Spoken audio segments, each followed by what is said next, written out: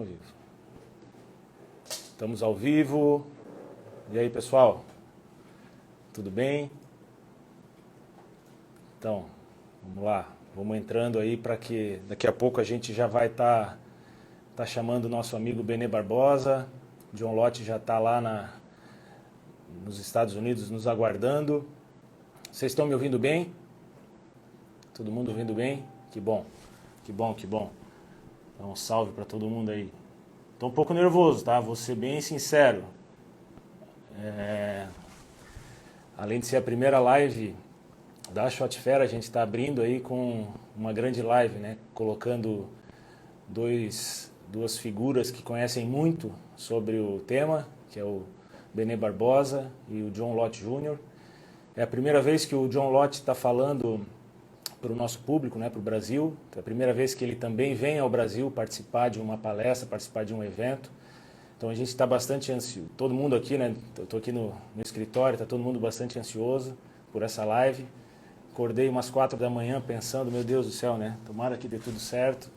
Então, pessoal, espero que vocês compreendam, né? Se a gente der uma gaguejada por aqui, a gente vai ter uma tradução simultânea. Então a live vai acabar sendo conduzida de uma forma um pouco mais lenta, para que a gente possa fazer a tradução, né? E todo mundo ir acompanhando. Eu vou estar chamando o Benê agora e na sequência a gente já inclui o John Lott, ok? Só um minutinho.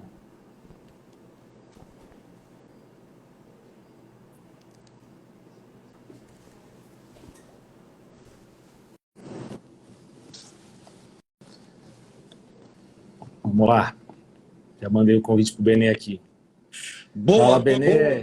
Boa noite, Mauro. Boa noite. Acompanhando. É isso aí, meu amigo. Estava falando para o pessoal um pouquinho antes ali que eu estava bastante ansioso, né, por essa live. Acordei de madrugada pensando um monte de coisa. Estamos, né? Conversamos bastante, eu e você também, durante o dia. E comentei com o pessoal que a gente vai estar fazendo uma live com um pouco mais de cadência para poder fazer a tradução, né, simultânea ali com o John. Então, a gente já elaborou, né, fizemos uma caixa de perguntas. Então, a gente vai estar fazendo algumas perguntas ali para o John. A ideia é a gente conduzir ela aproveitando, né, a participação dele. Então, o Benê vai estar fazendo algumas perguntas, eu vou estar fazendo algumas perguntas. E é isso aí. Vou chamar o nosso amigo lá, Benê. Vamos lá.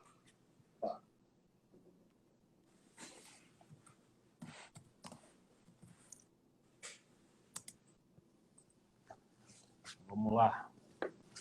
Convite enviado. Vamos ver se ele não mandou nada aqui no meu WhatsApp.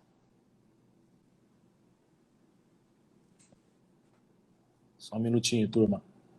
Benê, se quiser ir falando aí. Tá, olha,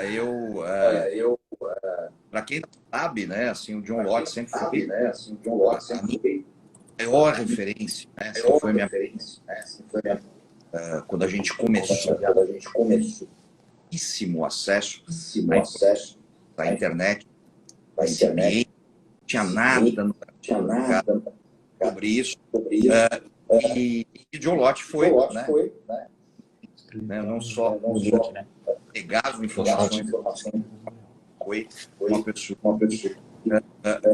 que inspirou, né, a em debates. Eu estou dando um eco. Tá dando um eco aí para ti, Benê? Tá um retorno da minha voz. Assim. Ok. Só um pouquinho. E os comentários para mim aqui tá aparecendo. Eu dei um probleminha lá com o John, ele não estava conseguindo conectar, eu mandei novamente, vamos ver se ele consegue agora. Tá. Só um minutinho. Parece que os comentários estão desativados. Viu, Paulo? Eu desativei. Ah, tá. Só um instante.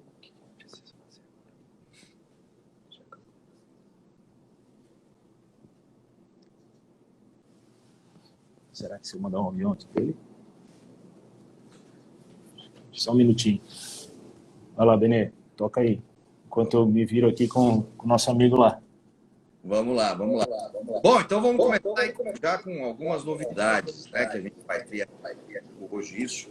Então, lá na Shop vai estar palestrando, vai ter tradução simultânea, né? Muita gente me perguntando isso, né? E a gente vai ter uma promoção para os livros, tá? Tanto do John Lott quanto os meus, porque a gente vai fazer uma sessão de autógrafos conjunta, né? Então a gente vai ter disponível, tá? Os dois livros publicados no Brasil, né? Guerra contra e o Preconceito Armas também. Há um terceiro publicado do Lott, né? Que é o Mais Armas, Menos Crimes, mas esse foi publicado lá nos 2000 e não foi link, né? Lá no, direto no Instagram. E vai ter os meus livros também. Entrar no Instagram da Shot. Aí vai estar disponível 50 ponto exatamente para comprar, né, e levar. E a gente também a minha possibilidade de vender livros lá na hora. O ideal realmente quem tiver, né, quem quiser lá o autógrafo de nós dois, né, pode fazer essa compra ali pela minha livraria, inclusive, né, livraria do Benê.com.br, né, basta ver lá o kit Shot Fair e aí você vai ter acesso a esses livros, tá? Vai receber rapidinho aí na sua casa e vai levar lá para a nossa sessão conjunta de autógrafos, né? Aliás, uma curiosidade aqui, né? Eu tenho um livro autografado do John Lott, né? Que foi autografado em 2006, né? Eu tive o meu primeiro contato direto com o John Lott em 2005, né? Após o vitorioso referendo, né? E eu mandei a nossa história lá de Vitória para ele, e ele achou fantástico, né? Republicou no site dele, né? E aí eu peguei o endereço dele, peguei os livros, mandei para ele, ele mandou autografado para mim, para minha esposa, né? Para Karen.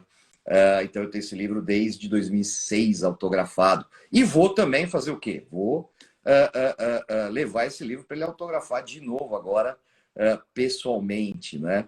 Então é muito, muito, muito bacana, né, essa chance. Pô, para mim está sendo um evento fantástico, né? Porque realmente, né, você poder ter contato assim, né, com uma pessoa que te inspirou, né, que te motivou até, é bastante interessante, né? Bastante legal mesmo, tá? Então não percam essa oportunidade, né? Vamos estar lá na Shot Fair também esse ano. Alguma novidade aí, meu querido Mauro? Sumiu todo mundo, fiquei sozinho na live aqui.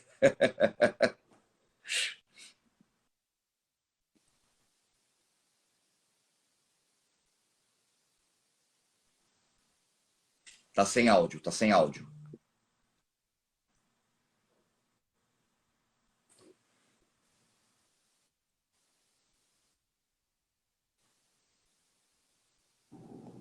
Tem áudio. Melhorou? Agora sim, voltou, agora voltou. Sim. Show de bola. Então, o John está tendo uma dificuldade lá para conectar, a gente já está tentando resolver por aqui, pelo WhatsApp com ele, e vamos conduzindo eu e você, né? Eu vou enviando o convite para ele novamente aqui, para ele poder aceitar lá, tá? Maravilha. Já ele está conosco. Fizemos um teste antes, deu tudo certo. Vamos lá. Vou de novo aqui. Então, Benê, a gente está bastante empolgados aí com o crescimento da feira, né? A nossa expectativa são aí... Ano passado tivemos 15 mil pessoas que passaram pelo evento e esse ano a nossa expectativa é dobrar isso, botar umas 30, 35 mil pessoas. A gente vai estar estamos com mais de 120 estandes, né, na feira, onde mais de 40 marcas de armas, com uma série de acessórios, itens, vestuário. Vamos estar falando um pouco sobre caça, sobre o esporte do tiro olímpico, uma série de outras áreas que no ano passado a gente não conseguiu abordar e esse ano a gente já está conseguindo fazer essa abordagem. Vou dar mais um aqui. O ano passado, né, Mauro, a gente estava em plena pandemia, né, uma dificuldade tremenda, né, muita gente não quis arriscar, né, achou que não ia acontecer, né, e eu já te falei isso, né, eu também tinha muito receio. Deus do céu, uma feira de armas no Brasil, uma feira de armas em Joinville, né, saindo lá do eixo Rio-São Paulo, que é excelente isso, né, e em plena pandemia, falei, meu Deus, vamos ver o que vai acontecer. E foi realmente um evento fantástico, né? Foi um evento fantástico. Você falou aí 15 mil pessoas, né? E eu tenho certeza que esse ano o mínimo aí vai ser o dobro, né? Porque assim, muita gente, né? Conversei com muita gente, falou assim, ano passado eu não fui, porque estava meio assim, não sabia, né, se valia a pena, né? E esse ano, com certeza, está vendo aí que vale muito a pena participar, né? Seja como expositor, né? Seja como visitante mesmo, né? É importante essa interação, né, com o mercado. Exato. A gente, com relação, no ano passado, né, toda a pandemia, nós também estávamos bastante apreensivos com tudo isso. Tínhamos todas as autorizações, tudo que estava dando para a gente a segurança de fazer o evento, mas a gente não sabia o que podia acontecer, né? Quem imaginar que uma pandemia como o Covid iria surgir no nosso país e a gente ia fechar vários estados, várias cidades, tudo fechado. Então, esse era o nosso risco, a nossa preocupação também, né? Uma semana antes, 2 semanas antes, daqui a pouco, tem que fechar, não vai dar para ter o evento. Então, nós também estávamos bastante apreensivos. Por isso que a gente acredita que esse ano, como não temos, né, está mais controlado todo esse processo, a gente deve ter um recorde de público aí, em torno de 30, 40 mil pessoas. Né?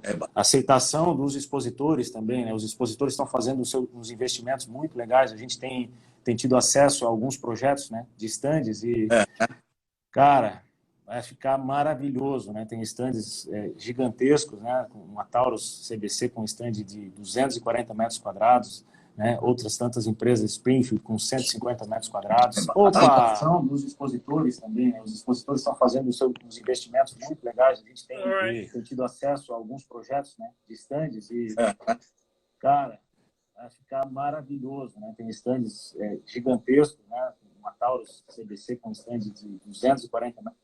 Can you hear me? Yes. Now we can hear you, Doctor. Yes, Mr. Lotti. Muito bem-vindo, né? Muito bem-vindo. O senhor nos escuta bem? Can you hear us well? Okay. Well, it's good to see you guys. Thanks for having me on. É um prazer ver vocês. Muito obrigado por me receber aqui. Muito obrigado. O prazer é nosso, John. É uma honra estar dividindo uma live, né, da Shot Fair aí com 2 feras estudiosos desse segmento. A gente já está aí com 961 pessoas assistindo essa live e a gente está aqui muito emocionado e feliz por estar conseguindo trazer você para o Brasil, né, e dividir aí esse espaço com o Benê, que é uma referência no nosso país também. Está sendo muito legal. Dr. John, it's a pleasure to have you here, talking to you and Mr. Benny here in Brazil. We are with about almost 1,000 people live right now, and we are, anxious to see you here in Brazil and to have this conversation with you. I'm looking forward to being in Brazil in, I guess, a little bit less than 2 months. It should be interesting. And, it's great to talk to you guys. I appreciate you having me on. Happy to do it. Okay. É um prazer falar com vocês aí no Brasil. Vai ser uma honra estar com vocês aqui há 2 meses. E estou muito feliz por estar aqui. Perfeito. John, vamos começar com uma pergunta que a gente recebeu, que é o seguinte, né? Com a entrada do nosso presidente, do presidente Bolsonaro, o Brasil vem conseguindo reverter as políticas do desarmamento civil, né? Você conhece algum outro país no mundo onde isso ocorreu e qual foi o resultado? Dr. John, we're going to start with the question that the Brazilian president is reversing the political laws of gun possession, right? And so, what do you think about that? And is this happening in other countries around the world? Right. Well, I mean, I think it's had a big impact on crime rates in Brazil. I mean, you look at the changes that have happened.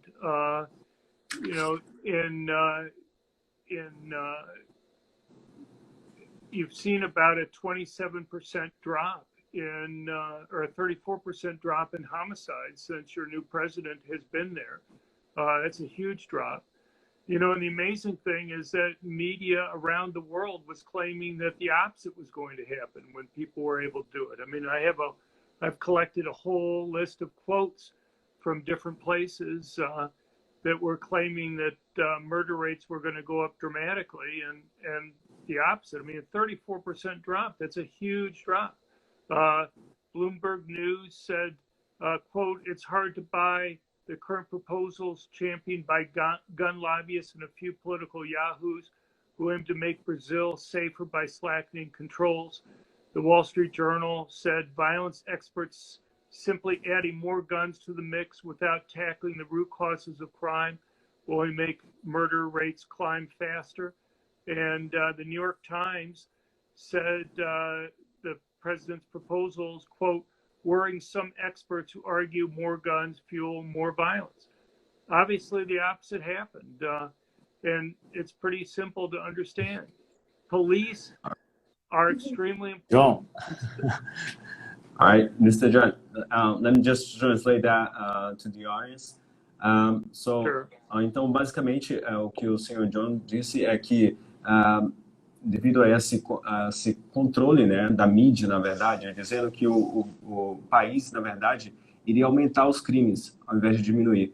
Isso é a percepção da mídia, é o que a mídia vem divulgando, que ele vem dizendo ao público, que realmente iria aumentar a questão de criminalidade, homicídios. Só que o que a gente percebe nas estatísticas dizem que, na verdade, houve uma queda na criminalidade no Brasil, né? Aí a gente vê no New York Times e as principais mídias, principais convênios de mídia, dizendo que é o oposto. Caiu cerca de 27% a 34% do índice de criminalidade no Brasil, desde que essas leis foram implementadas no Brasil. Mr. Jones. Benê, quer comentar alguma coisa com relação a essa colocação do nosso amigo John? Era algo, né? Uma coisa importante, né? Vocês perceberem que a imprensa, de forma geral, né? Ela atua da mesma forma nos Estados Unidos, tanto quanto o faz no Brasil, né? Aliás, no livro Preconceito contra as Armas, né? Do professor John Lott, ele explica, ele mostra isso em dados, né? E como a imprensa dá esse viés sempre de que as armas só trazem coisas maléficas e deixam de lado propositadamente quando a arma traz alguma coisa de bom, né? Ou seja, quando ela é usada para legítima defesa. All right, Mr. John, are you still? Okay. Basically, what Mr. Bennett said is that these politicians and the mainstream media, what they basically do is saying everything against it, gun control and arms releasing to the public. And as said on your book, that the data shows the opposite, that when people has the more guns, there are less crimes and people are safer. Right. Look, when you pass different gun control laws, it's basically the most law-abiding good citizens who you disarm, not the criminals. And to the extent that you disarm law-abiding citizens relative to criminals, you actually make it easier for criminals to commit crime. The way you reduce crime is to make it risky for criminals to commit crime. So you have higher arrest rates, higher conviction rates, but the fact that a would-be victim might be able to go and defend themselves also makes it riskier for criminals to go and commit crimes. All right.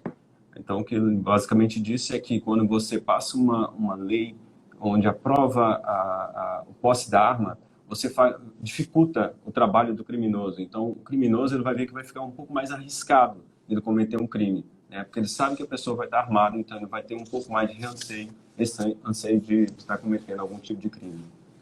Certo. John, recentemente o primeiro-ministro do Canadá, ele anunciou um projeto de lei onde visa banir a compra e venda de armas, né? E o argumento usado geralmente é o mesmo. Compra e venda de armas, né, Bené?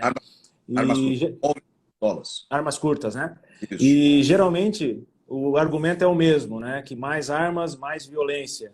E isso também é utilizado no nosso país, né? No Brasil isso também ocorre. Alguns políticos acabam utilizando esse discurso, usando essa narrativa, né? A mídia usando essa narrativa.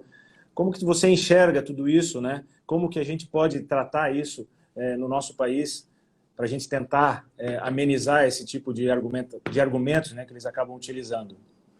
Dr. John, the First Minister of Canada, they recently announced a bill saying that they are trying to control guns and against, trying to ban the selling and the purchase of shotguns in Canada.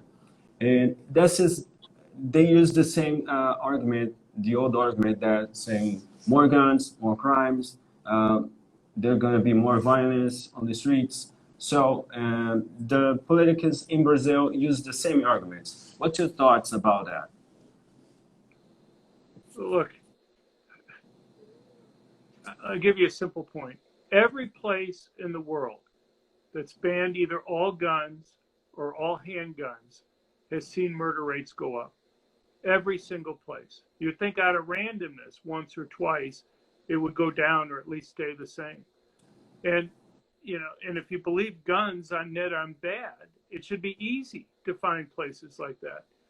In the United States, we've had places like Chicago and Washington, D.C. ban handguns.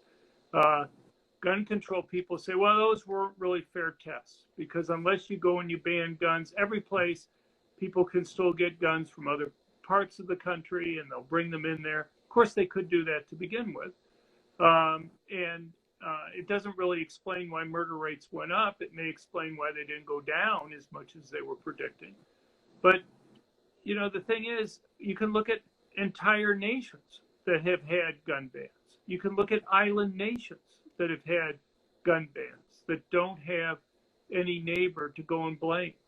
And yet, every single time when you have that type of ban, murder rates go up, often by very large amounts, 3, 4, even 7-fold increases. And there's a simple reason for this, and that is when you ban guns, and this applies to gun control laws generally, when you ban guns or these other rules, you have to be careful. It's not something that's going to be primarily obeyed by law-abiding citizens, because you may take some guns away from criminals, but if you primarily disarm law-abiding citizens, you're going to make it easier for criminals to commit crime. They have less to worry about when they go and attack a victim. All right.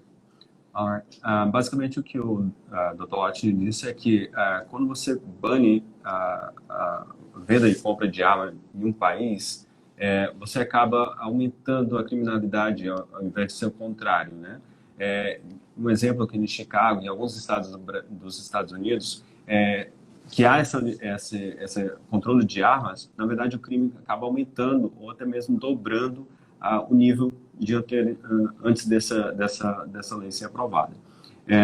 E aí, quando você vê nações inteiras que banem a venda e a posse de armas, você percebe que aumenta ainda mais nesses países a criminalidade. E aí a pessoa pode falar assim, não, mas pode ser aumentou, na verdade, não foi porque está sendo controlado, é porque a pessoa vai lá e compra de outros estados ou compra de outro país. Mas aí, se formos olhar também para a visão de ilhas que são totalmente isoladas, elas também aumentam esses índices de criminalidade, mesmo elas estando isoladas, mesmo estando afastadas de todo mundo, o crime continua acontecendo. Porque ao passar alguma lei contra armas, você não está tirando a arma do bandido, né? Do criminoso, você está tirando a arma do cidadão, e o cidadão não pode se defender. Can I make one other quick comment before? Yes. And the thing is, a major source of illegal guns in the United States and other countries are drug dealers. And the thing is, it's not like a drug dealer can go to the police and say, this other dealer stole my drugs. Can you help us get them back? They have to set up their own little militaries to go and protect that very valuable property that they have. Exactly. So, if I could click my fingers and cause all guns in the United States to disappear and all illegal drugs, how long do you think it would take before illegal drugs would start coming back into the United States? 20 minutes? Exactly. And how long would it take for them to bring in the weapons that they would need to be able to go and protect that extremely valuable property that they have? It's Exactly. not, you're no more likely to stop criminals from getting guns than you are to stop criminals from getting illegal drugs. Correct. O que basicamente ele disse é que se a gente proibisse as armas dentro de um país, no exemplo nos Estados Unidos, de novo estaria tirando as armas do cidadão, porque o traficante de droga, e inclusive a maior fonte de armas ilegais dentro de um país é o crime, é o tráfico de droga. Então, ao você proibir, você está tirando isso justamente do cidadão e não do criminoso, porque eles vão continuar armados, porque assim, o bandido, ele não pode chegar para a polícia e falar: policial, roubaram minha droga aqui, ou roubaram minhas armas, por favor, vou lá buscar e me devolva. Então, eles têm que montar o seu próprio exército para correr atrás daquilo que foi, aquele bem valioso que foi tirado dele, né? Então, nesse sentido, mesmo se ele desse um clique e todo mundo, e toda droga, e todas as armas sumissem daquele país, ainda assim, quanto tempo que demoraria para toda aquela bandidagem voltasse? Ele disse que mais ou menos em 20 minutos, porque o criminoso ele ia achar uma maneira. Já o nosso cidadão, não. Benê, é o que a gente passa aqui, né? Eu acho que você pode dar mais uma reforçada em tudo isso, né? Exatamente. Até para o John ter um pouco mais de informações com relação ao Brasil, né? Que a gente até conversou algumas semanas atrás e ele estava precisando de algumas informações para um artigo, e a gente aqui também tem uma dificuldade imensa de conseguir algumas informações muitas vezes, né? Sim, né? O Brasil ele é muito pobre na questão de levantamento de dados, né? Aliás, melhor ainda, de coleta de dados, né? Então, diferente, né, dos Estados Unidos, que tem uma coleta mais sistematizada pelo próprio Estado, o Brasil carece demais disso. Então, muitas vezes fica difícil, né, você verificar alguma coisa por conta dessa falha, né, da falta, muitas vezes, de integração e outros problemas que a gente tem na questão de dados, o que acaba dando, né, aí margem para interpretações completamente, vou dizer, equivocadas, né, sobre o tema. E depois de dizer isso, quero 2 perguntinhas rápidas aí para o professor. Vamos lá. Manda aí, Benê. Então vamos lá. Peraí. Só deixa ele traduzir para o John o que você falou, Benê. Perdão. All right. Basically, what Mr. Benny said, Dr. John, is that Brazil is poor in collecting data about crimes. We have a huge country with different cultures in different states, and it's a continent-sized country, so it's hard to collect all this data correctly, and that we can verify what is going on in Brazil's crime. So before Benny wants to, before you make any comments, Benny wants to ask you some questions. Sure, okay.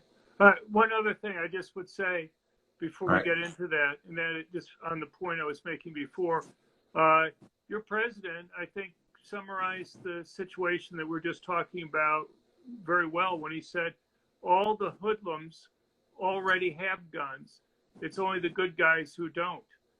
And, I think he's right. You have to be careful that the gun control laws don't disarm the most good law-abiding citizens and not the criminals. Yeah.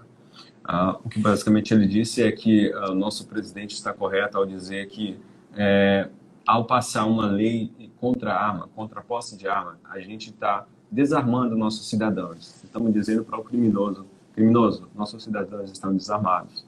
Então, vocês têm poder, porque a gente não tem como tirar a arma do bandido. Realmente está desarmando o cidadão. debate. Beleza, manda lá, Benê.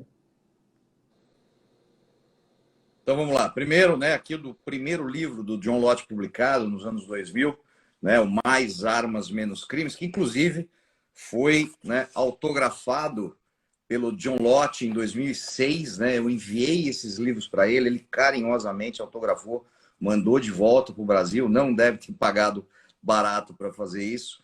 Mas a minha pergunta é, por que que aqui tem um ponto de interrogação se no livro original esse ponto de interrogação não existe, tá? E a segunda pergunta, que é algo muito que a gente ouve muito aqui no Brasil.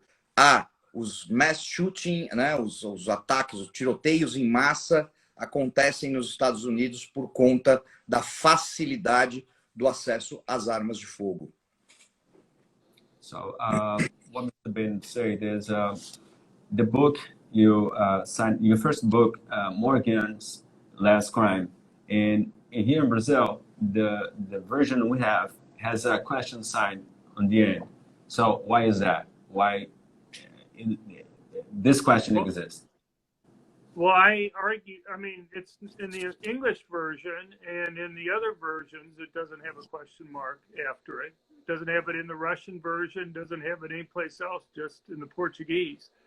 I argued against that. I didn't want to have that, but I was told for the Brazilian market, I couldn't come across that strongly, and they insisted in the translation that they put a question mark, but it wasn't anything I wanted to put in there. All right. Então, o que ele falou é que ele é contra esse sinal ali de pergunta, né? E ele não queria, ele argumentou por que vocês colocaram ali uma interrogação no final daquela frase, não era para ter colocado, mas ele viu que era uma batalha perdida. E o que a editora brasileira falou é que, poxa, a gente não quer ter esse argumento tão forte aqui no Brasil ainda. Acho que não estão preparados para isso. And the second question, Ben, can you remind me the second question, please? Não, fala em português. O Benê. Benê, você pode me lembrar da sua... A segunda pergunta, Benê, só que puder repetir, por favor. A questão dos ataques em massa, né? Normalmente a gente ouve aqui no Brasil que isso acontece, primeiro, só nos Estados Unidos, e segundo, que isso se deve à facilidade da compra de armas. All right. So the question is, why there's so much of mass shooting in the United States, and is that really because of the facility of the easy way people get to guns? Is that the reason why there's mass shooting in the country? The United States doesn't really have that much of mass public shootings compared to the rest of the world. What people don't do is take into account that the United States has 330 million people in it. And so you have to put things in crime rates per 100,000 people or per million people. And there are many countries in Europe, and when you get outside of Europe, many countries outside that have higher rates per capita of mass public shootings than we have here in the United States. So if I were to ask you, if you compare Western Europe and the United States, could you tell me the two worst mass public shootings? Where did they occur? Where did the worst one, just Western Europe and the United States, where did the worst one occur? All right. Ele disse que nos Estados Unidos não acontece tantos crimes assim quando a gente coloca na perspectiva de porcentagem. Aí ele compara com o oeste da Europa, né? Que o que a gente tem que levar em conta é que os Estados Unidos tem 350 milhões de habitantes. E quando você coloca isso em comparação a países como o oeste da Europa, você vai perceber que na Europa tem um nível, um ranking ainda acima, superior ao dos Estados Unidos em criminalidade. Né? Só que aí a mídia sempre joga ali realmente que é por causa das armas e facilidade de armas. Well, the worst one occurred in France in 2015, November 2015, at a concert in Paris. You had 130 people were murdered. The second worst one wasn't in the United States. Also, it was in Norway a decade ago, where 67 people were shot to death. ignoring the bombing deaths that you had there. So, my guess is most people forget that. If you look since 2000, there have been 9 mass public school shootings in the United States. These are shootings where 4 or more people are killed, not involving some other type of crime or a fight over gang turf. You take Germany, for example. Germany has less than 1/4 the population. We have 330 million people. Germany has 80 million people. Okay, Germany's had 3 mass public school shootings. Okay, 1 for 18 dead, 1 for 15 dead, 1 for 4 dead.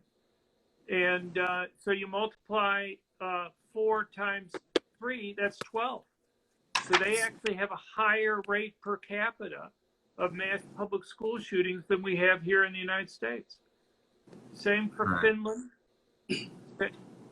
Go ahead. Ok, thank you. Ele disse que nos Estados Unidos acontece em si tiroteios em escolas, tiroteios no público, nas ruas. Porém, quando a gente coloca em perspectiva percentual, esse número em ranking capto, né, é um pouco menor do que realmente acontece no mundo afora. Ele deu o exemplo, então, da França, que teve lá em 2015 um tiroteio onde cerca de 130 pessoas foram mortas. Isso também aconteceu na Noruega, também aconteceu na Alemanha, tá? E quando é colocado em percentuais, a gente percebe que a porcentagem é bem menor do que os Estados Unidos, porque daí a gente está falando de um país mega populoso, com 350 milhões de habitantes, contra aí 80 milhões de habitantes da Alemanha. Mr. John, please continue. Okay, well, so in Finland, they've had a couple mass public school shootings, but Finland has 5 million people. The United States has 330 million. So you have to multiply Finland's rate by 60. You multiply 2 times 60, where the United States isn't even in the same league as Finland when you're talking about a per capita rate that's there. You can't compare the total murders in Brazil versus some little tiny country that's going to be there. Brazil's a big country with a big population. You have to adjust it for the size of the population that's there. And for some reason, when people compared the United States to other countries, they don't do that. But I want to give you time to respond. Or translate. Why don't you translate that and then I'll tell you more. Ok. Então, o que ele basicamente disse é que a Finlândia, por exemplo, tem cerca de 5 milhões de habitantes e ainda assim lá acontecem tiroteios na rua. E ao olhar também para o Brasil, é um país também mega populoso, cerca de 200 milhões de habitantes. E a gente não pode comparar uma nação brasileira com um país pequeno, né, onde se, por exemplo, acontece lá num país pequeno a criminalidade de, sei lá, umas 800 pessoas contra algumas milhares aqui no Brasil, quando colocar em perspectiva percentuais, a gente está falando aí de um número de ranking ainda menor do que muitas vezes esses países de pequena população. So, okay, so here's the deal. 96% of the mass public shootings in the United States occur in places where guns are banned. These killers want to kill as many people as possible. So where do they go? They go to places, the tiny areas within the country where people aren't allowed to defend themselves. These killers may be crazy, but they're not stupid. You look at the manifesto for the Buffalo shooter at the grocery store.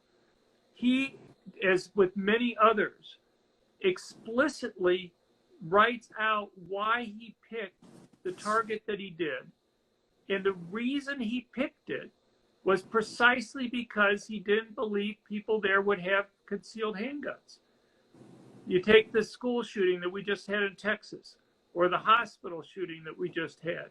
Again and again and again, they keep picking places where they know people aren't going to be able to stop them. Here's the deal. You know, you might have one police officer in uniform or one uniformed guard. They have a very difficult job in stopping these types of mass public shootings. The attackers have huge tactical advantages in determining the time and the place where to attack. If you have one person, only one person with a gun, and they're in uniform, who does the attacker go after first? Yeah. He kills the one person in uniform because he knows if he kills the one person in uniform, nobody else there is going to be able to go and stop him. Right. Então, basicamente, o que ele falou é que cerca de 66% dos crimes que acontecem de massa, né, tiroteio em massa nos Estados Unidos, por exemplo, é justamente em locais onde há o banimento da arma. Então, não é possível, não podem ser utilizadas armas nesses lugares, e é onde realmente mais acontecem esses crimes, né? Porque o bandido, apesar de ser louco, ele não é bobo. Ele sabe que ao atacar aquela região, ele não vai ser atacado de volta. Ou mesmo se ele sabe que ele está indo para uma missão suicida, ele sabe que dificilmente alguém vai estar armado, então ele vai conseguir matar o máximo de pessoas que ele quer, que é justamente essa intenção. Ele está ali na intenção de matar o maior número de pessoas possível. Então ele vai justamente em locais onde ele tem certeza que não vai existir pessoas armadas. E aí ele dá um exemplo de, por exemplo, se um bandido vai entrar em algum local e ele vai entrar armado com más intenções, se ele vê um policial fardado, então o que ele vai atirar primeiro? Ele vai atirar primeiro no policial fardado, né? É a principal vítima, porque ele sabe que ao atirar numa pessoa que está armado, ele tem certeza que as outras pessoas muito provavelmente não vai estar armado, então vai facilitar, entre aspas, o trabalho dessa pessoa. Legal. John, em 2019, né, você passou para o Benê uma informação de que o Brasil tinha uma enorme janela de oportunidade, né? E janelas de oportunidades se fecham rapidamente. Poderia falar um pouquinho mais sobre isso? Dr. John, in 2019, you told Mr. Benny Barbosa that Brazil has a big window of opportunities, and this kind of windows, they close fast. What do you mean about that, and what's your thoughts about it? Well, there are a couple things that I tried to get across to Benny at that time, and that is, I really believe that the types of proposals that Bolsonaro was putting forward were going to lower the murder rate there and lower violent crime, and that his policies there were going to help show people around the world how to do things and maybe get people to question what they've been doing. And I think he's been proven. Yeah, you've had a 34% drop in homicides in Brazil. That's huge in just a few years, particularly when everybody was predicting that the opposite was going to happen, or almost everybody in terms of the media and the intelligentsia were predicting that. Benny and I knew otherwise, that the opposite was going to happen. But in terms of getting things done, you know, usually when you have new administrations, they usually only have a short window to get through legislation that's considered controversial. You know, it's only in the first year or two that you can normally get things through. As you get closer to the end of your administration, it usually gets harder and harder to get things passed. So, but, you know, obviously the president has gotten through many things with executive orders that are there. It's my understanding that legislation is moving through now, but you know, I don't know how the presidential election is going to turn out there in Brazil. I guess it doesn't look great right now. I hope the predictions are wrong, but you know, I hope they can get a law passed that can at least makes a lot of these changes more permanent. Então, o que ele disse é que as intenções do presidente eram boas e que tinha essa proposta de trazer a legalização de armas, da posse de armas, e mostrar para o mundo que o mundo está, na verdade, errado ao olhar para a arma como uma coisa ruim, né? E aí ele mostra em dados que cerca de 37% da criminalidade, essa foi o tamanho da queda que houve de criminalidade dentro do Brasil, dentro dessa curta janela de tempo, né? Foram alguns poucos anos aí que isso aconteceu. E ele fala da dificuldade que é de ser aprovadas leis dentro do parlamento.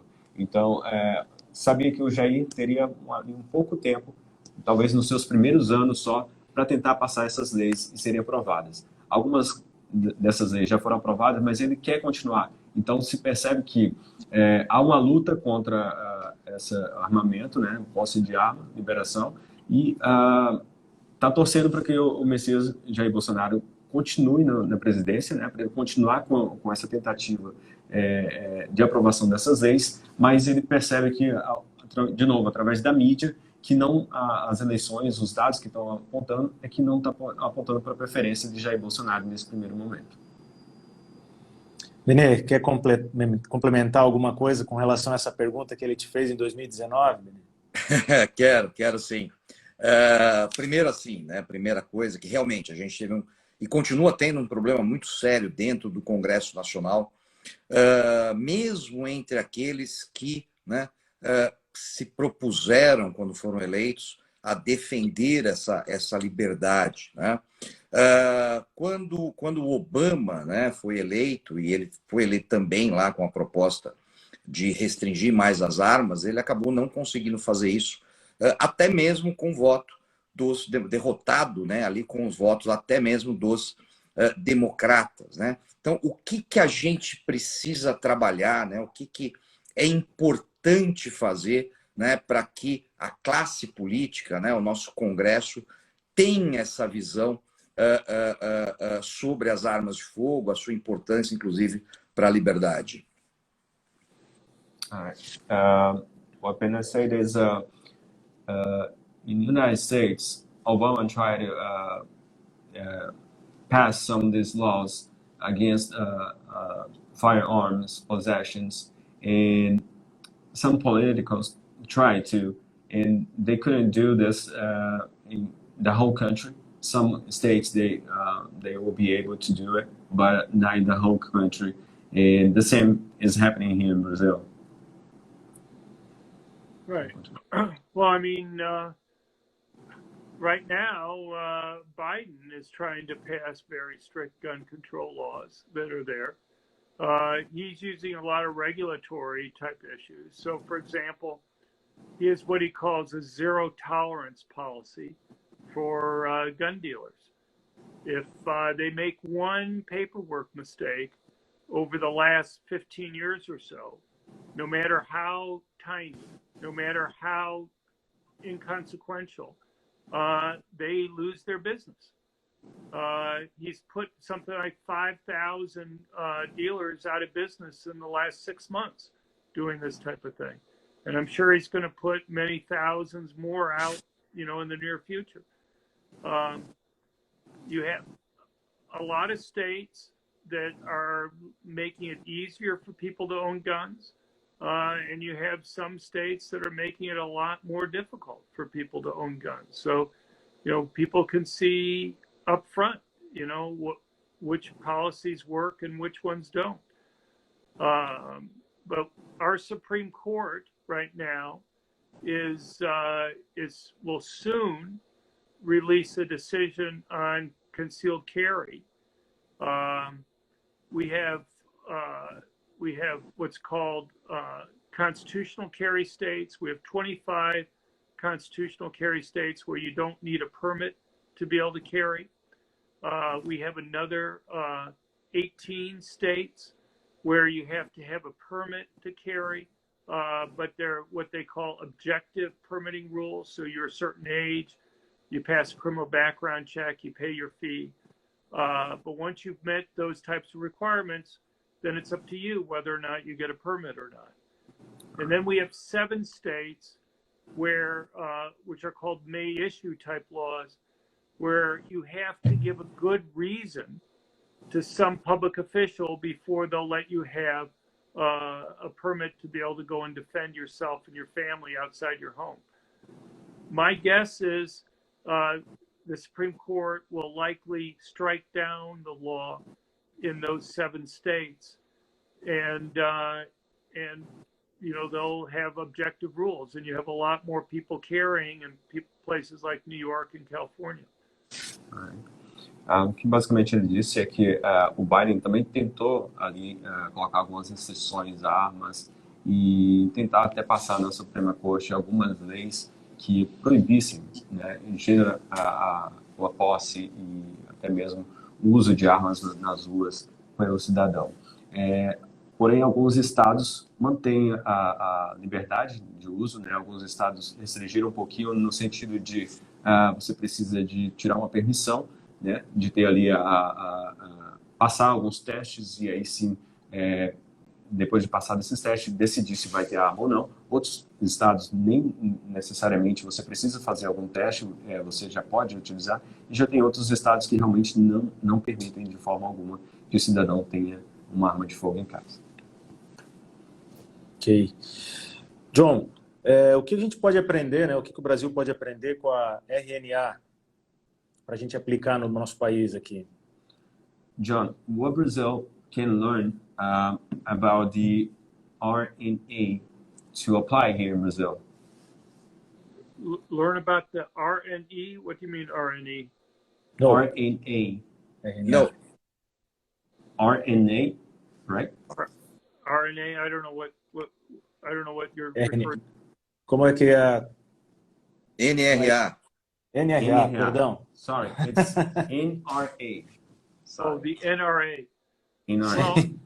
Well, I mean, it's important to have people organized in a way that they can go and, you know, make their voices heard. It's kind of hard when you have a lot of individual people separately doing things.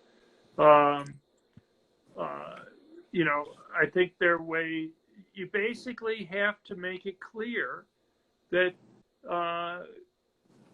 guns make it easier for people to protect themselves when the police can't be there. Police are extremely important, but the police themselves know that they virtually always arrive on the crime scene after the crimes occurred. And that raises the question, what should people do when they're having to confront a criminal by themselves? And if my work convinces me of anything, there's 2 groups of people who benefit the most from owning guns. The people who are most likely victims of violent crime, and in the United States, that's poor blacks who live in high crime urban areas. I assume their poor people in Brazil are also the most likely victims of violent crime. And also people who are relatively weaker physically, women and the elderly. You're almost always talking about violent criminals being young men. And when a man attacks a woman, there's a larger strength difference that exists there than when a man attacks another man. And so presence of a gun represents a much bigger relative change in a woman's ability to go and protect herself. And so to me, the point is, it's the most vulnerable people in our society, most vulnerable law-abiding people in our society who benefit the most from having the option to be able to go and protect themselves. In the United States, much of the gun control laws discriminate against minorities. they make it very hard for poor minorities to be able to go and defend themselves, even though they're the ones who benefit the most from having guns. And I can go into that, but I'll let you speak now. Alright, thank you. Que basicamente ele disse é que uma associação como essa ajuda a voz daqueles minoritários realmente a serem ouvidas, né? Se percebe que quem mais se beneficia por um porte de arma seriam as pessoas que são indefesas, dizendo nas palavras deles como mulheres, pessoas fisicamente mais fracas, pessoas com maior idade. Então, são justamente essas pessoas que muitas vezes são vítimas e que justamente elas não podem se defender. E muitas das vezes não tem um policial ali para estar defendendo elas. Então, ao ter uma arma, ela poderia muito bem estar, numa ausência de um policial, estar defendendo ela mesma. Então, se percebe que também os pobres, né, que muitas vezes não têm acesso a uma arma, não têm condição de comprar uma arma, esses são os mais vulneráveis, que são pessoas que são mais carentes, vivem no subúrbio, e muitas das vezes ele não tem ali um policiamento tão forte naquela localidade e acaba sendo um pouco mais vulnerável a esse tipo de crime. Gostaria só fazer um comentário, né? Então, assim, o John falou que, né, as pesquisas aí mostram aí que o Bolsonaro não estaria na frente, né? Mas eu lembro sempre daquelas pesquisas que nós tivemos lá em 2005, no referendo, que as mesmas pesquisas diziam que 85% dos brasileiros eram favoráveis ao desarmamento. E aí, quando chegou na hora da votação, né, ampla maioria lá, 59 milhões de votos, 64% da população, disse não ao desarmamento. Né? Então, cuidado, né? Agora sou eu que digo ao John Lott, cuidado com o que você lê na nossa imprensa, da tal qual da dos Estados Unidos, porque nem sempre isso reflete a verdade. Mr. John, what Bennett said is we need to be a little conscious, careful when we read the mainstream media in Brazil. We have like a situation there where, like in 2020, in 2005, a situation that the government tried to apply a no law legislation and ask the people, what do you think? Should we go no arms? And they say the 80% of the population say, okay, we should go no arms. But in the reality, when they show the votes, what they came is 50% of the population saying, yes, we want to have guns, we want to have our guns at home. I'm not 100% sure what the question was or what the statement was, but it was just a comment. Sorry. Right. Okay. Well, I'm not 100% sure what the comment is. Is the comment basically that half the people want to have guns, and the point of that is what? The media is not covering that, or what's the point? Yeah, the media said 80% of people say no, we don't want guns, but the votes say that 50% of the population wanted to have the guns. Well, look, we have the same problem with polls in the United States. I'll give you an example. You'll very frequently hear that 85–90% of Americans want to have background checks on the private transfer of guns. Okay, but gun control people have put those on the ballot in different states. They've stopped doing it, and the reason why they've stopped putting them on because they've gotten defeated when they put on. So if you have 85–90% of the people agree with you, and you outspend, Michael Bloomberg is this incredibly wealthy billionaire in the United States, and he just pours tons of money into these races. And you outspend the other side 3 or 6 to 1, up to 6 times more, and you still lose than the other side. it's pretty hard to believe that the polls are really 85 or 90% in your favor. I mean, if the polls are really 85 or 90% in your favor, you really shouldn't have to spend anything, and you should still overwhelmingly win. So I would just say you're right. Obviously, in the presidential election that you had, having guns was a major theme for Bolsonaro.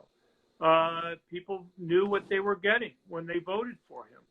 And I would say that's a better indication of how people feel than a lot of these surveys that are done, because,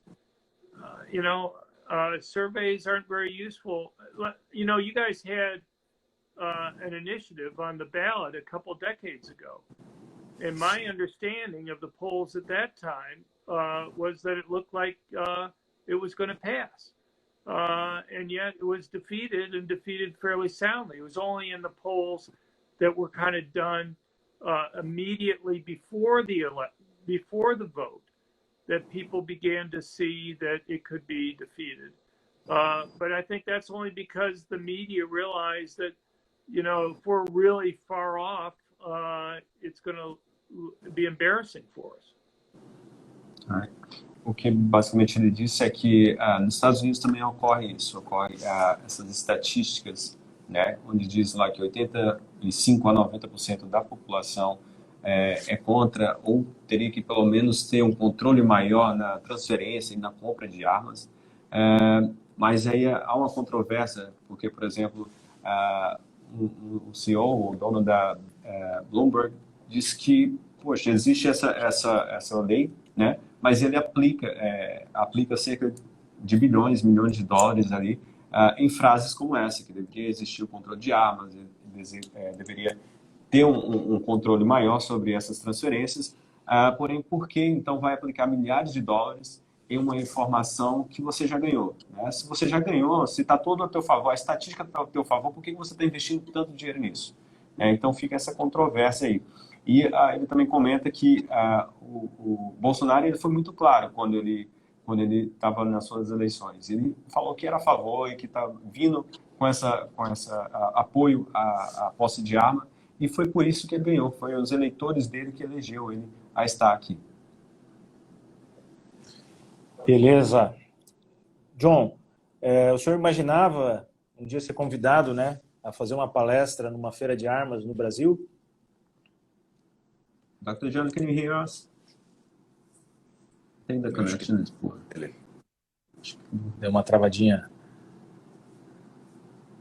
Benê, tem alguma pergunta aí? Estamos chegando a uma hora de live. Opa, ele caiu. Acho que ele não caiu. Deixa não, novamente. na realidade, teria aí mais 1 milhão de perguntas, né?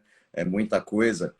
Mas o interessante, né, que você vê quando a gente fala de desarmamento, ou em especial, né, aqueles que militam pelo desarmamento, tanto no Brasil como nos Estados Unidos, em outros países do mundo, eu sei que é assim também, você percebe que eles seguem o mesmo caminho, né? Eles usam lá a questão emocional, né? As falsas estatísticas, né? A deturpação ali de dados, né? Então isso acontece lá, acontece aqui, acontece em outros países do mundo. Então não é algo que seja natural, né? Na verdade é uma coisa que a gente sabe já, quem estuda isso, que é artificial, né? E vai continuar acontecendo, né? Por isso que a gente não pode parar de lutar nunca, né? Nós não vencemos essa guerra, não vencemos nem a batalha ainda, para dizer a verdade, né? Nós temos aí um longo caminho ainda pela frente, né? A gente tem muita coisa ainda para informar, né? A gente ainda tem um grande nível de desinformação, em especial dentro lá do nosso Congresso Nacional, né? Mesmo aqueles que são favoráveis a gente, você percebe que muitas vezes faltam argumentos, falta conhecimento, falta informação, faltam dados, né, para que ele consiga debater com profundidade isso, né? Então isso é o mais importante que eu vejo nesse momento, né? Então a vinda do John Lott é extremamente importante por conta disso, né? Vai ser uma oportunidade para as pessoas ouvirem um especialista de outro país que vai poder dizer que as coisas são muito semelhantes lá e aqui também, né? Quer falar um pouquinho do que o Bené falou, não? Sorry about that. My phone overheated. So. All right. O telefone dele esquentou. Pede perdão. Ok. John, alguma vez você imaginou em vir ao Brasil fazer uma palestra sobre todos os seus estudos e falando sobre o segmento de armas no Brasil, um país que até então tinha um controle imenso com relação às armas? John, have you ever thought about coming to Brazil and talk about guns and in a fair where in the country years before we used to ban guns with the population? And what do you think about it? Well, I mean, sure. I've talked to Benny over the years about coming to Brazil to go and talk. You know, you have a very high murder rate in Brazil. You have a very high violent crime rate.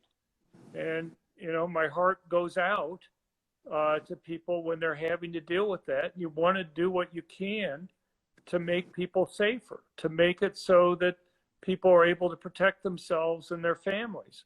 And so if I can help and kind of get out information that will make people safer, I mean, to me, that's the bottom line. You know, in the United States, we have something called the Second Amendment. I don't make those arguments. You know, I don't make arguments in terms of whether people have a right. The bottom line is what makes people safer, and allowing people to be able to protect themselves and their families when the police can't be there is extremely important, particularly in places where you have very high crime rates.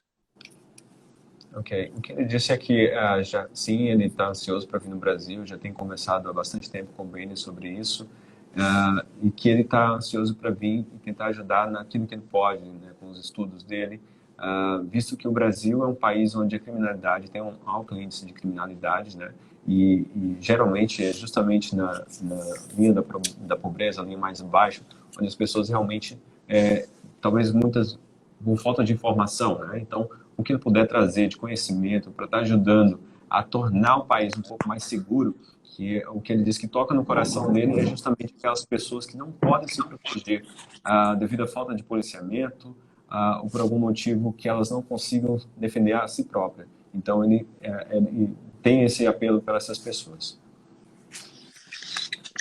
Daí, Bené, alguma pergunta a mais para o nosso amigo? Não, eu acho que tá ótimo, né? A gente já viu aí bastante informação, vamos ter uma participação dele aqui na Shot Fair, né? Provavelmente vão poder ter muito mais informações, né? Eu só dou ênfase aí essa última fala dele, né? A questão da elitização da arma de fogo, que foi alguma coisa que aconteceu no Brasil e ainda acontece, né? Então, exatamente as pessoas mais pobres, que estão mais à mercê da criminalidade violenta, né? Que não têm acesso à segurança pública, que tem menos acesso ainda à segurança privada, são exatamente essas que acabam sendo impedidas, né, por questões financeiras, de ter uma arma para defender a si e a sua família. All right. What Benny said is that he thanks you for your knowledge and everything, and he agrees with you in the saying that the poor is the one who needs protection and is the one who are not able to get to the point to protect themselves and their families, their homes. And most of that is because they don't have money, they don't have the police to be there when they need, and they don't have the private security. Right. Yeah, either way. So he thanks you for all your knowledge, and I'll pass you the word.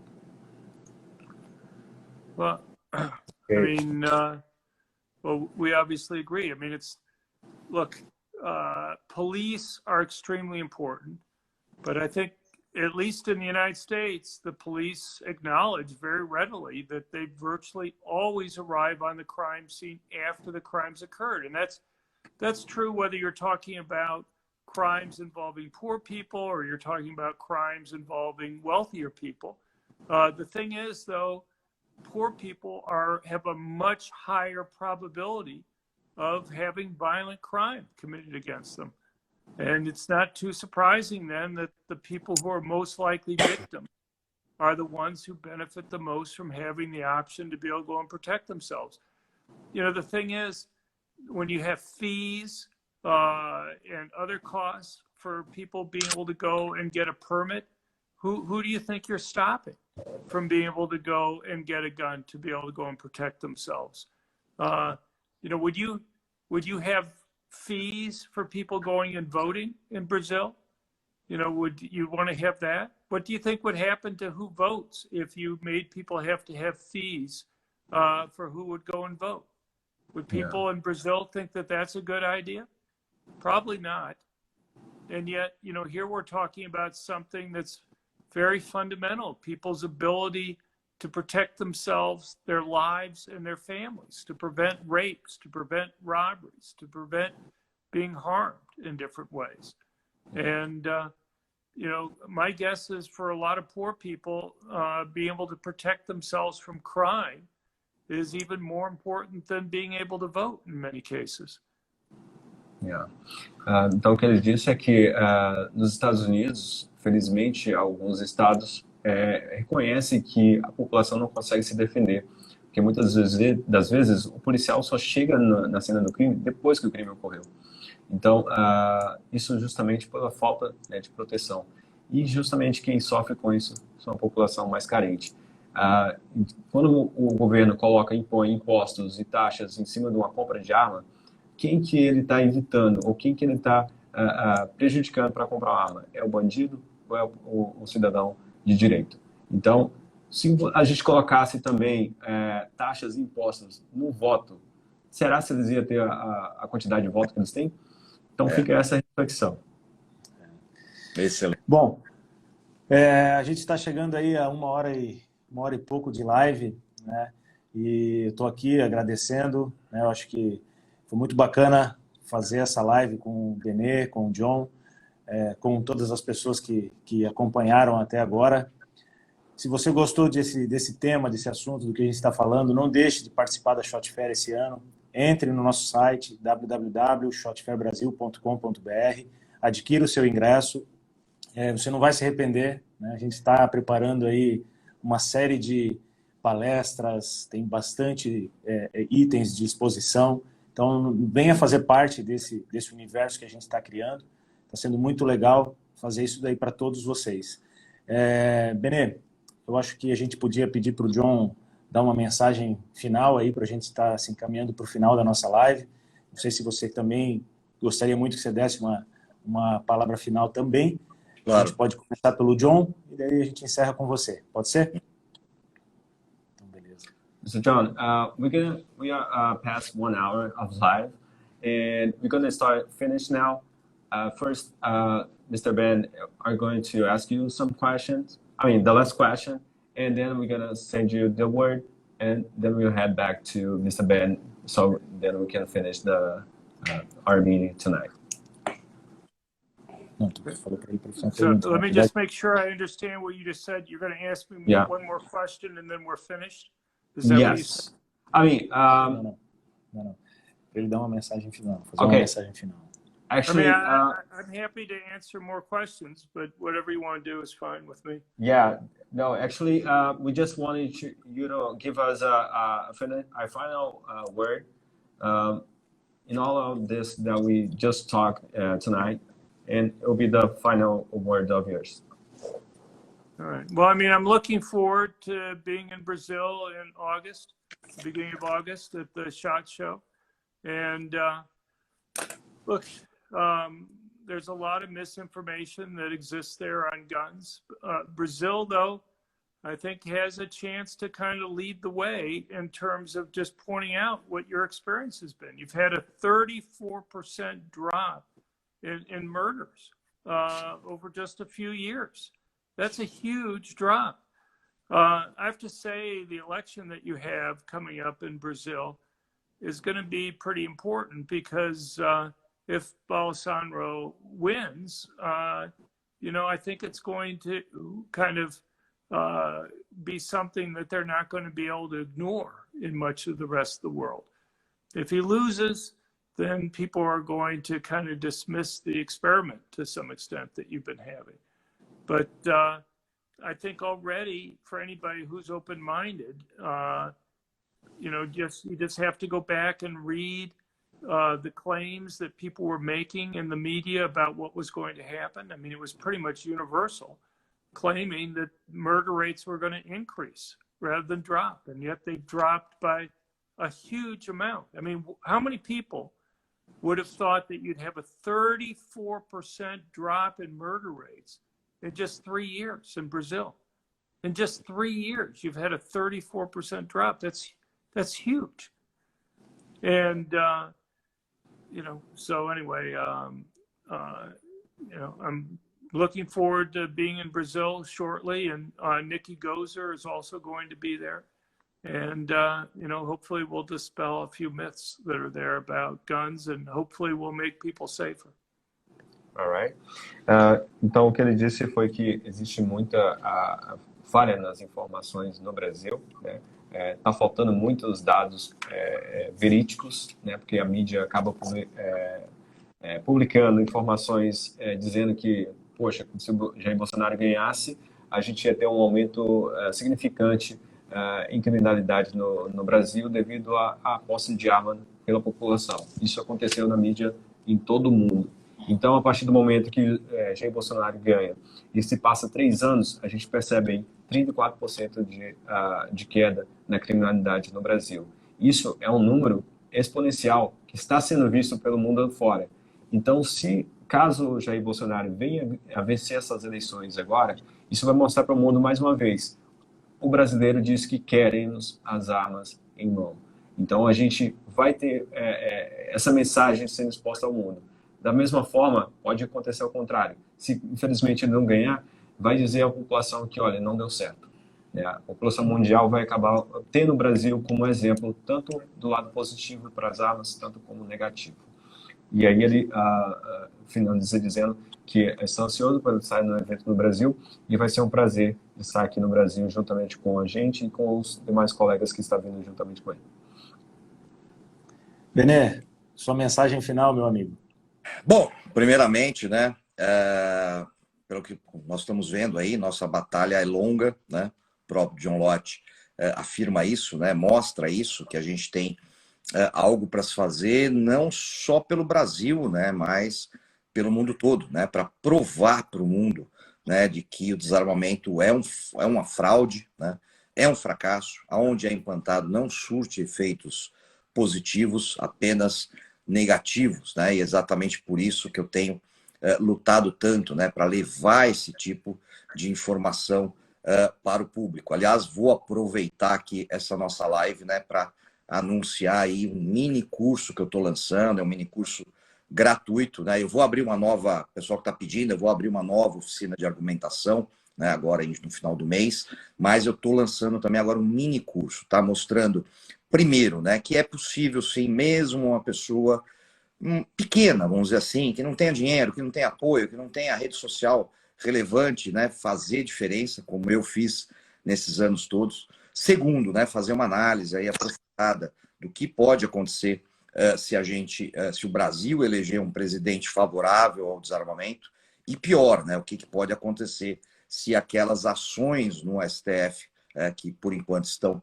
ali paradas, forem a julgamento, né, realmente não é nada bom. E o principal, né? Como é que a gente faz para evitar que isso aconteça? Como é que cada pessoa pode participar ativamente, tá? Então, quem quiser se inscrever, vai ser um curso com 3 aulas, né? Um mini curso aí, vai começar no dia 21, 22 e 23, né, de junho agora, sempre às 21 horas, ao vivo comigo, né? Quem quiser se inscrever, basta acessar o site lá, www.oficinadeargumentação.com. E eu vou pôr aqui no meu perfil do Instagram também o link para todos. Obrigado mais uma vez, foi uma imensa honra participar com o John Lott aqui, eu sou um grande fã e realmente não vejo a hora de poder encontrá-lo pessoalmente aqui no Brasil. É realmente uma coisa que eu não me imaginei vivenciando. Legal. Pode ir. Pode traduzir sua parte final. Tá bom, então. Mr. John, it's a pleasure for Mr. Benny to finally see you in person here in Brazil. And his final words was, it's a fraud. People saying that control guns, it's a fraud because we see the numbers saying by themselves. So his final words was, it's a pleasure to have you here. He never imagined to see you in person, and he is, just waiting for this moment. Well, tell him I'm very excited to actually meet him in person after all these years that we've sent emails back and forth, and I'm really looking forward to it. All right. Ele disse que foi um prazer, né? E realmente ele está ansioso também para te conhecer pessoalmente, Sr. Benny, depois de todos esses anos de e-mails para lá e para cá. Legal. John, muito obrigado pela participação. Benê, obrigado. Imagina. E a gente segue aí preparando tudo para deixar tudo organizado para todos de 3 a 6 de agosto na Expoville aqui em Joinville. Muito obrigado, pessoal. Até logo. Boa noite. John, thank you for your participation. Bye-bye. We're just waiting to see you here in August.